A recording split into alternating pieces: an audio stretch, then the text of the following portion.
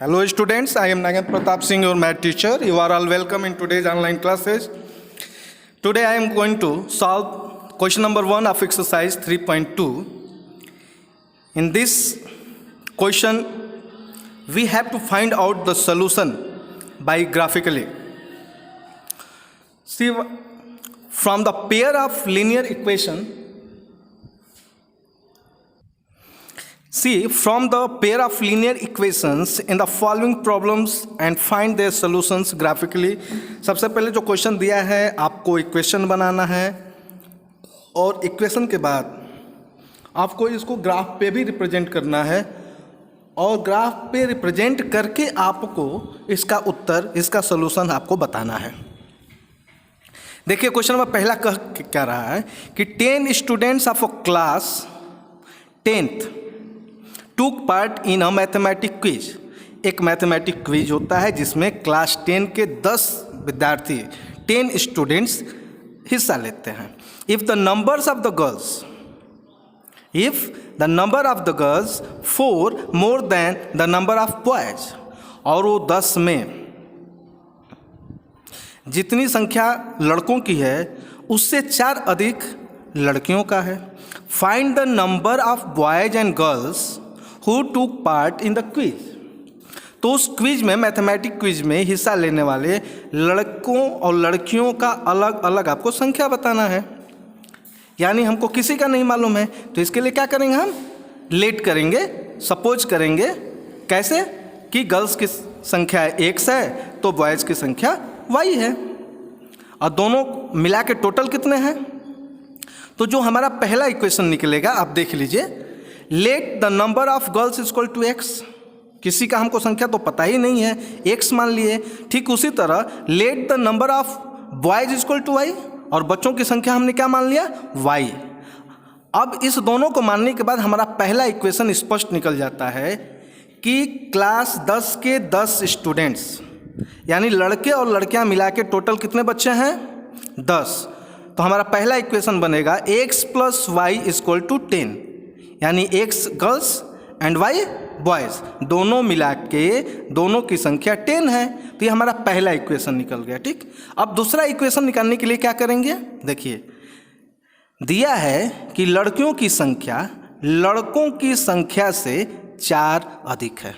ठीक, तो जिससे 4 अधिक है ये 4 उस साइड चला जाएगा, यानी बच्चों की तरफ चला जाएगा। जैसे पिछले वीडियोज़ में भी जो एज वाला फैक्टर्स आए थे उसमें मैं बताया था आप लोगों को कि इसके बराबर करना है कि x, यानी लड़कियों की जो संख्या है लड़कों से 4 अधिक है। ठीक, इसलिए 4 जो है किधर आएगा, बच्चों की तरफ आएगा, स्टूडेंट्स बॉयज़ की तरफ आएगा। तो ये कैसे लिखेंगे, x equal to Y plus 4। अब देखिए इसमें जो वेरिएबल है इसको हम y को लेफ्ट साइड x की तरफ ले जाएंगे, तो इधर प्लस है तो इधर माइनस हो जाएगा। Therefore x minus Y equal to 4। तो ये x minus Y equal to 4 जो है ये हमारा दूसरा इक्वेशन हो जाएगा। ठीक, अब इसको हमको ग्राफ पे शो करना है। तो आप जानते हैं कि दोनों इक्वेशन के लिए हमको 2-2 टेबल बनाना पड़ता है और x और y के 2-2 सोल्यूशन भी निकालने होते हैं, वैल्यूज़ निकालने होते हैं। और कैसे निकाला जाता है ये हमने आपको पहले ही वीडियोज़ में बता दिया है। यदि x की यदि कोई हम वैल्यू इसमें मान लेते हैं तो y का निकल जाएगा। यदि y की वैल्यूज हम कुछ मान लेते हैं तो x का निकल जाएगा। ठीक, यदि हम पहले इक्वेशन में x की वैल्यू यदि 5 हम मानते हैं तो y की वैल्यू 5 निकलेगी। कैसे, यदि x हम 5 मान लिए तो y का वैल्यू कितना हो जाएगा, अब ये 5 जो है राइट साइड चला जाएगा, तो 10 में से 5 जाएगा तो कितना बचेगा, 5, तो y की वैल्यू 5 हो जाएगी। ठीक उसी तरह यदि हम x की वैल्यू 3 मानते हैं तो y की वैल्यू 7 निकलेगी। अब दूसरे इक्वेशन के लिए देख लीजिए, इसमें भी यदि हम दूसरे इक्वेशन में x की वैल्यू 6 लेते हैं तो y की वैल्यू 2 निकलेगी, और यदि x का वैल्यू हम 4 लेते हैं तो y की वैल्यू कितनी निकलेगी, 0। आप जो हम x की वैल्यू लेट कर रहे हैं आप y की वैल्यू भी निकाल सकते हैं कि y की वैल्यू जो मानेंगे उसके हिसाब से x की वैल्यू निकलेगी। अब हम यहाँ ग्राफ बनाएंगे x एक्सिस और y एक्सिस। चूँकि ये सब पॉजिटिव हैं इसलिए हमने लेफ्ट साइड वाला नहीं बनाया है। ठीक, यानी x का निगेटिव और y का निगेटिव। क्योंकि इतने में ही हमको काम है, और यदि आप चाहें तो उसको बना भी सकते हैं, उससे कोई दिक्कत नहीं होगा। ठीक, अब एक्स और वाई क्यों निकल गया, तो यहाँ चूंकि दोनों पॉजिटिव है दोनों टेबल में, तो हम केवल एक्स एक्सिस और वाई एक्सिस बना दिए। ठीक, अब इसमें देखिए बराबर बराबर ये भागों में हम बांटते हैं, ये भी ध्यान दीजिएगा। ये जीरो ऑरिजिन है और ये पहला आपका क्वाड्रेंट है, और पहले ही क्वाड्रेंट में क्या होता है, प्लस प्लस होता है, एक्स का प्लस और वाई का प्लस। अब देखिए इसको कैसे शो करना है। अब इसमें पहले टेबल के लिए, पहले इक्वेशन के लिए आप देखेंगे एक्स का वैल्यू कितना है 5, तो एक्स पे देखिए 5 कहाँ है, 5 यहाँ, और वाई की वैल्यू कहाँ है 5, देखिए ये 5 लगभग यहाँ आपका आ रहा है, आएगा।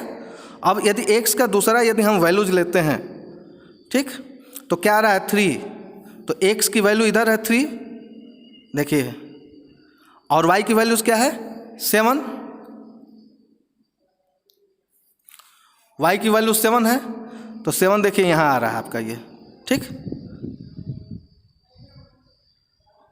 ये आ रहा है, और दूसरा आपका आ रहा था ये 5, ये जो पहला निकल रहा था।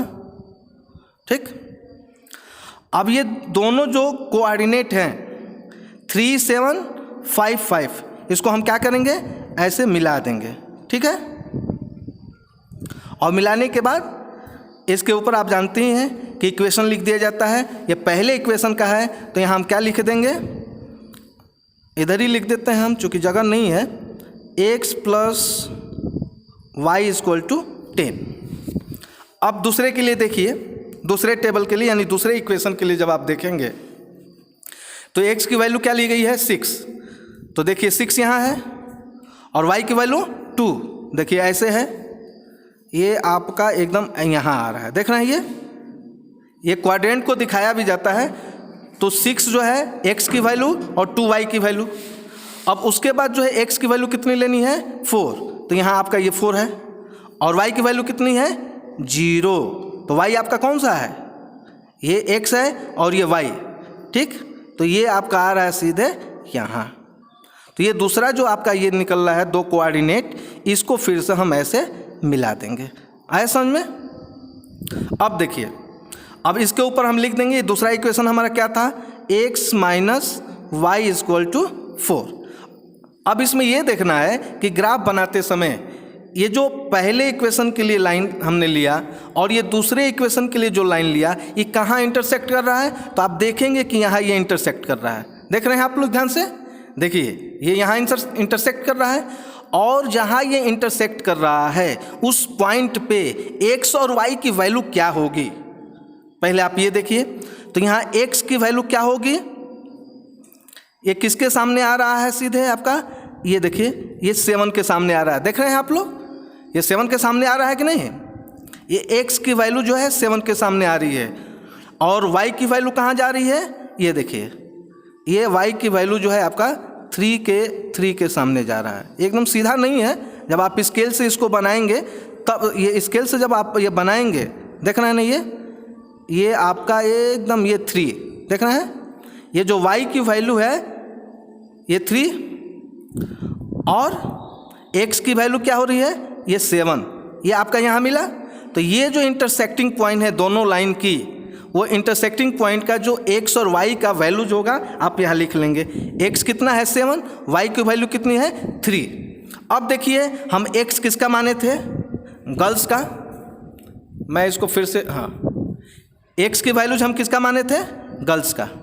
तो यहाँ जो x की वैल्यूज है 7, वो नंबर ऑफ गर्ल्स हो जाएगा। ठीक, और y हम किसको माने थे, बॉयज़ को। तो यहाँ y का वैल्यूज कितना है 3, तो नंबर ऑफ बॉयज हो जाएगा 3। इसी तरह से आपको बाई ग्राफिकली इस सॉल्यूशन का हल आपको बताना है। हम आशा करते हैं कि आप लोगों को समझ में आया होगा।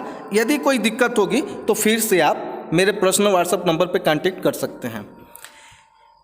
इसी एक्सरसाइज का यानी एक्सरसाइज 3.2 का क्वेश्चन नंबर 1 में एक और क्वेश्चन है। ठीक, उसको आपको स्वयं करना है, उसके बारे में थोड़ा सा हम आपको बता देते हैं। इसमें दिया है कि 5 pencils and 7 pens together cost ₹50, यानी 5 पेंसिल और 7 पेन दोनों का मिला के 50 रुपये है। Whereas 7 pencils and 5 pens together cost ₹46, और दूसरा जो है उसमें 7 पेंसिल और 5 पेन्स मिला के 46 रुपया। Find the cost of 1 pencil and that of 1 pen. तो अब इसमें क्या करेंगे, ठीक उसी तरह पिछले क्वेश्चन की तरह इसमें एक पेंसिल का जो कॉस्ट है x मान लेंगे और दूसरे जो पेन का कॉस्ट है उसको हम y मान लेंगे। ठीक, तो x किसको माने हैं हम, x माने हैं हम पेंसिल को। ठीक, तो इसमें पेंसिल कितना है 5, तो 5x हो गया। 7 पेन माने, पेन का हम माने हैं y, तो कितना है 7, तो 7y। तो 5x प्लस 7y यानी 5 पेंसिल 7 पेन्स कितने में खरीदा है, तो 50 रुपीज़ इक्वल टू 50।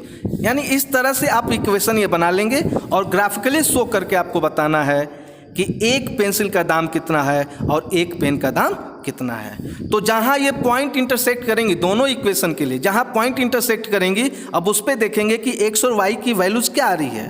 ठीक, यानी x और y जहाँ इंटरसेक्ट करेगा, इंटरसेक्टिंग पॉइंट पे देखेंगे x और y का, और उसके हिसाब से आपका पेंसिल और पेन का कॉस्ट निकल जाएगा।